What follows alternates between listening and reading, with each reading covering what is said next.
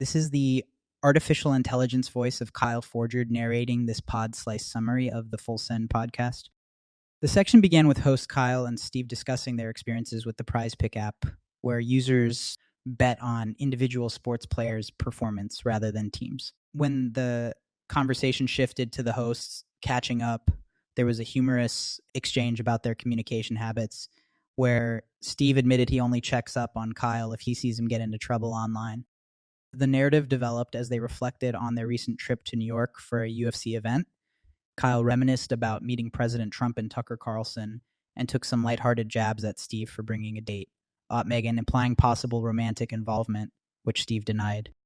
The host welcomed UFC President Dana White into the conversation, commenting on his unusual friendship with Steve, which involved motivating Steve to lose weight by offering money for each weight goal hit. This led to an in-depth discussion about weight loss, discipline, motivation, and mental fortitude.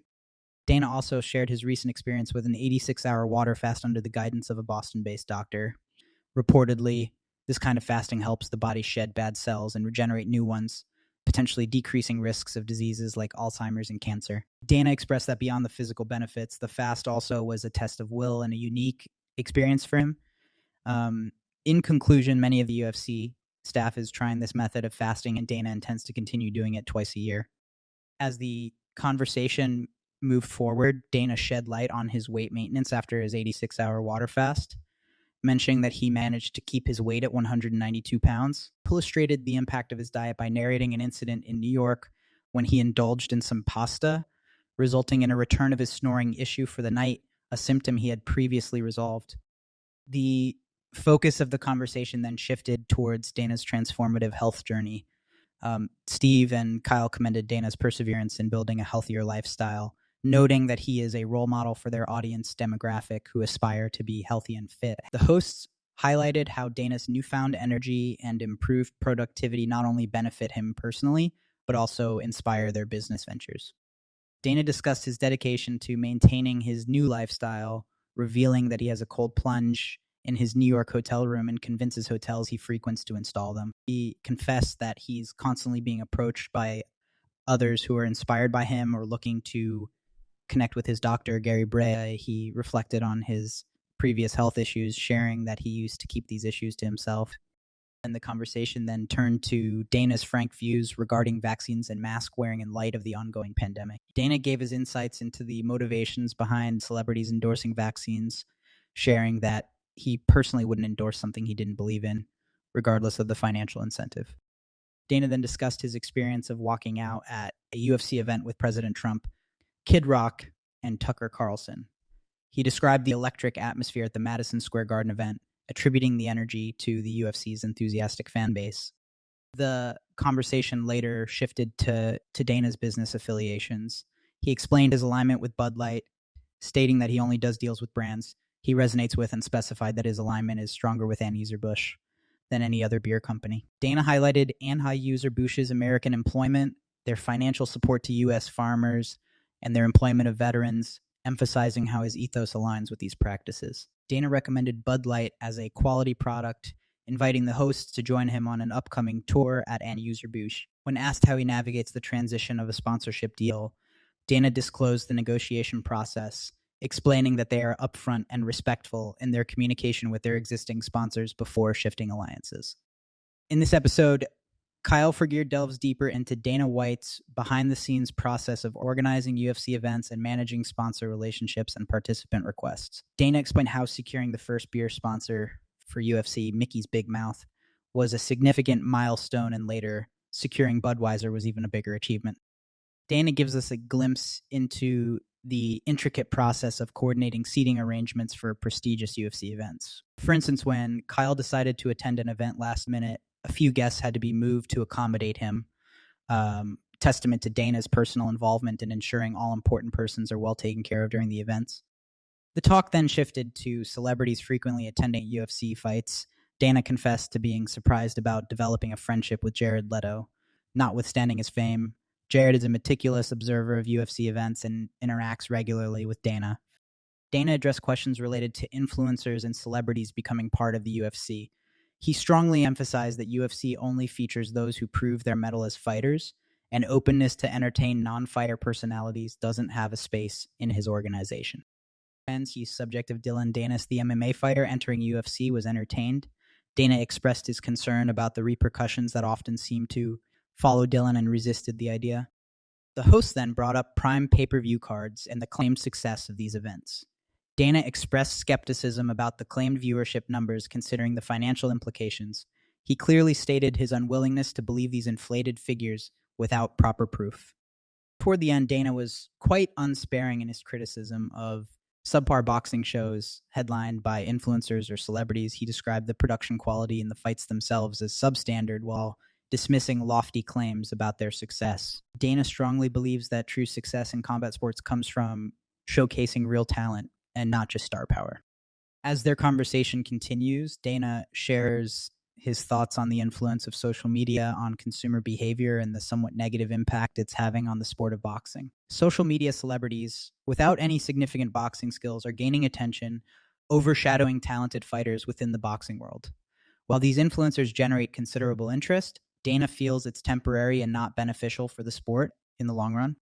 When asked if there could ever be another Conor Floyd-type fight in UFC's history, Dana doesn't rule out the possibility, articulating that great matches often materialize unexpectedly. He recounts how the rise of exciting performers like Hamza Chimaev brings an element of surprise and enjoyment to the world of UFC.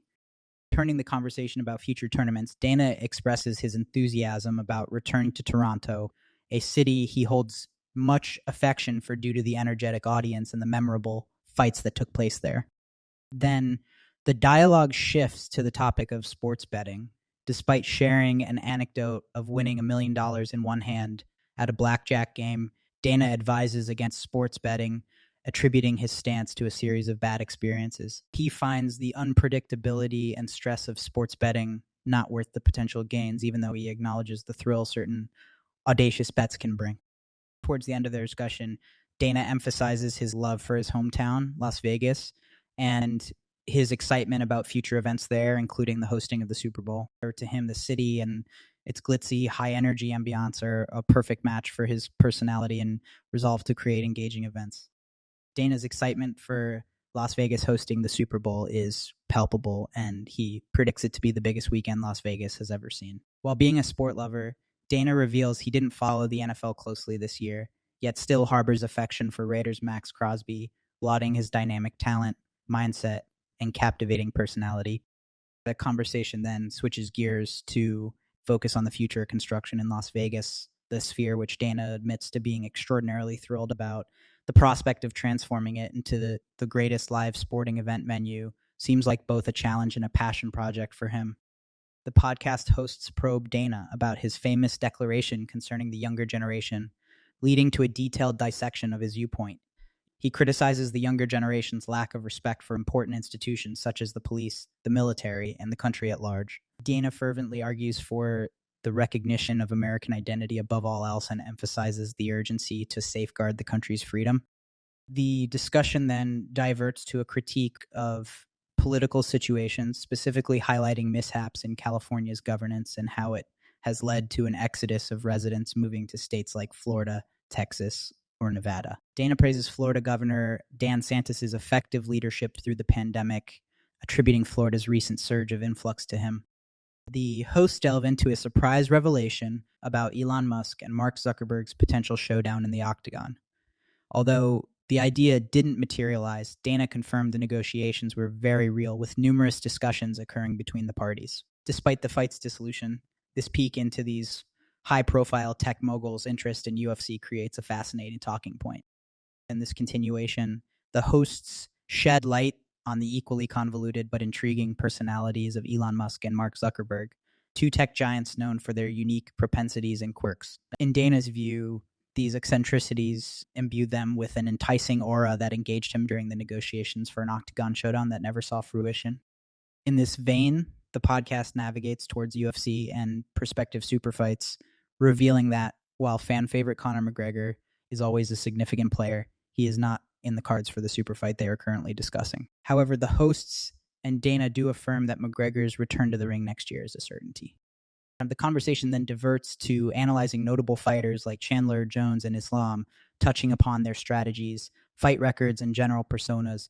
Dana commends Chandler's formidable history, highlighting his past exciting fights in Bellator and describing him as a cool and nice guy. Given the idle stances of some fighters, Dana discusses how they seem ready to wait for the right time and the right fight. As the podcast progresses, it delves into Dana's work-life balance, revealing how beyond managing UFC, he is also running show productions like Ridiculousnesses on MTV and Nitro Circus. Despite the enormous workload, he insists that he is a sick guy who is always ready to take up more projects. The following segments unravel a curious tale about an entertaining but self-sabotaging personality who, despite achieving success, manages to alienate himself and ruin relationships, much to Dana's bafflement. Despite all the chaos, Dana extends his fascination and interest in the individual, leading to a deeper discussion on mental health and personal issues. Towards the end, Dana's interest in the world of social media and influencers is broached, and the hosts bring up the trend of in-real-life streaming and how creators like Steve utilize it to bring fascinating content to their audience. This results in a recollection of their perilous but exciting adventure in Brazil's favelas, rounding off the conversation on a high note. Following the complex discussions, the conversation takes an unexpected turn, leading to amusing conversations about personalities, like I'm in 2.0s. The hosts humorously compare men's inability to manage anxiety with Dana's relentless schedule and travel, creating a stark contrast between the two. They dive deep into Dana's exploits in Abu Dhabi, describing it as one of the greatest and safest places on earth, a must-visit for everyone. Swinging back to content generation and adaptation in digital age, they discuss the evolution of new content preferences among the audience. They use the instance of Aiden Ross and the popular trend of live streaming, where creators like Aiden engage with live audiences interactively. Dana labels him fascinating, praising his fearlessness when it comes to taking risks, a trait that Dana himself was recently psychoanalyzed to possess. Dana's experiences with Aiden Ross, particularly their gambling escapades, are highlighted, echoing Dana's observations about Aiden's fearlessness with risk. They praise Aiden's audacity for playing high stakes at such a young age, contributing to his appeal.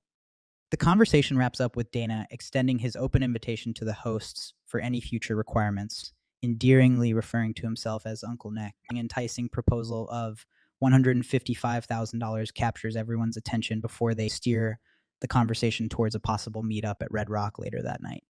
The hosts take a moment to thank their audience and give a shout out to establishments that support their brand, Happy Dad. They emphasize on the continued availability of Happy Dad in multiple venues and encourage businesses to tag their brand on Instagram for shout-outs in future episodes of the FULLSEND podcast. While there's no indication of the next episode's content, it alludes to more engaging conversations on the horizon for their loyal listeners.